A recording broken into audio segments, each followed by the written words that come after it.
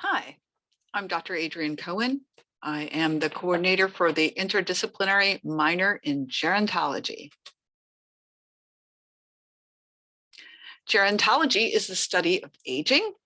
And when we talk about aging, we are talking about birth to death, or as I like to say, womb to tomb. So aging is a lifelong process, and the study of aging is very similar to the study of things like race or gender, in that we look at how aging affects lots of different aspects of our lives and our world. Okay, this is my slogan. Aging, everybody's doing it. Georgia, the United States, and the entire world are aging. By 2030, 20% of Georgians will be age 60 and older.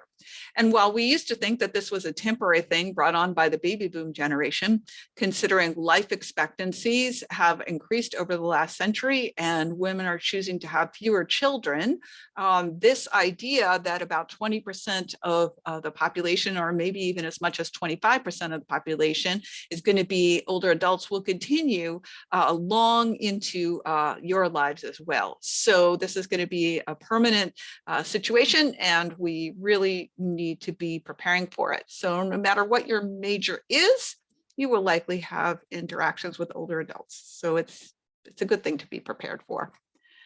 So what are older adults like? Often there are a lot of misconceptions. We call this ageism, this idea of misunderstandings and inaccuracies in our perspectives about a particular group of people.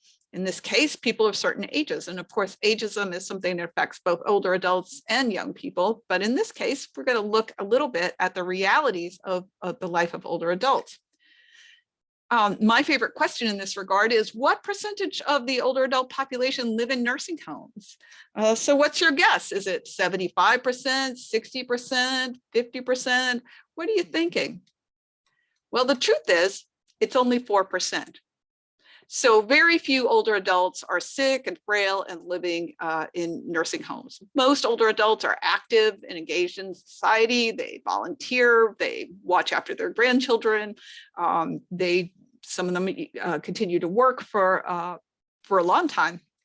The other thing is, another question for you is, what percentage of older adults rate their health as either good to excellent?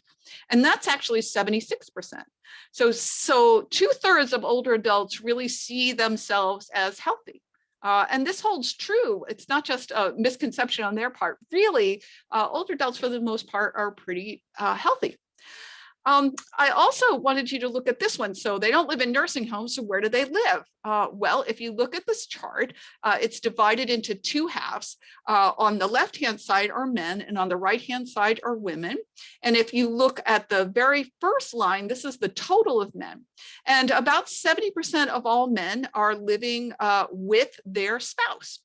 But if you look at the side for women, what you see is about 45% of women are living with their spouse. And that's because women tend to be widowed in later life. They're much more likely, because women live longer than men and some other factors. So women are less likely to be living with their spouse. And also for the current generations of older adults, women are also likely to have a lower income than men in late life. So women are much more likely to be alone, much more likely to be living on limited income. There are lots of careers in the field of aging, in the field of gerontology. Your library has a copy of this book, 101 Careers in Gerontology.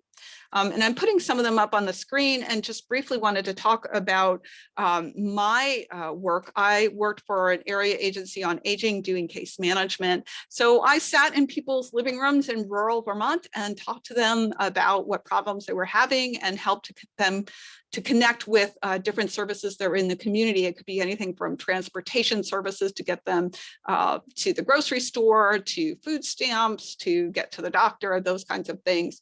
I also worked in public health. I worked for the Vermont Department of Health, helping to design and implement prevention programs for older adults. So things like medication management or exercise classes, things to prevent the onset of illness in late life.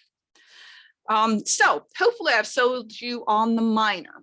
It is an interdisciplinary minor in gerontology, which means there are courses in the minor that are taught across campus in multiple disciplines. I'm going to show you a slide in a minute that looks at those classes. The one required course for the minor is Intro to Gerontology. It is offered both online and face-to-face at the Statesboro campus. And you don't have to take it first, although if you're interested in the minor and are not quite sure you want to jump in with both feet, taking the introductory class can be very helpful to get a sense of the discipline. But in addition to taking that class, you will take other classes. So here's a list of courses that you can take in addition to Intro to Gerontology. You can see that there are courses in child and family development, criminal justice, psych, public health, and sociology. So you have to take 4 additional courses, but remember that you can substitute at least one of these for an aging-focused internship, capstone project, or independent study, but you'll need to get prior permission in order to do that from the coordinator. Okay, so next I wanted to show you the courses that are going to be offered in the minor.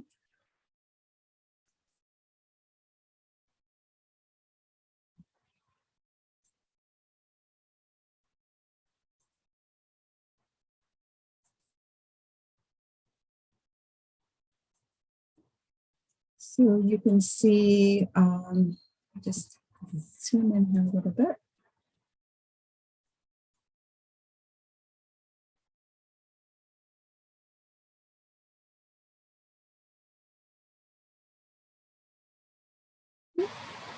Okay, so there are courses in the summer that are offered online, several of them.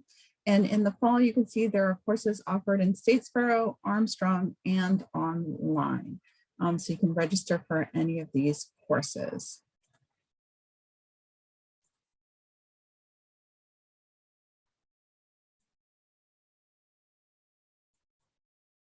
Okay. So those are the courses in the minor. And let me just also let you know that for several disciplines, and there's a list of them up there, the Intro to Gerontology class is counted in Area F. So if you haven't taken all your Area F course requirements, Intro to Gerontology is a good one to take. It'll give you the opportunity to see if this particular minor is of interest to you. And just so you know, the minor can be completed online, face-to-face on the Statesboro campus, or a combination of both. So what should you do next if you're interested? Just the first thing to do is to discuss this with your advisor when you meet with them this semester. And if you're not sure, go ahead and register for Intro to Gerontology. You can take it online this summer. Also, check out our website, the Center for Social Gerontology, which is at cbss.georgiasouthern.edu/gerontology, and you can have a look. There's a tab there that will give you lots of information about what's available for students, faculty that are working in doing aging research on campus, lots of good resources. So hopefully I've piqued your interest, and if you have any additional questions, you're welcome to contact me at either thegerontologist@gmail.com or acohen@georgiasouthern.edu. We also have Yadiel, who is our liaison of teaching for the Center for Social Gerontology, and you're welcome to email him if you have any questions as well. Okay. Thank you so much. Bye now.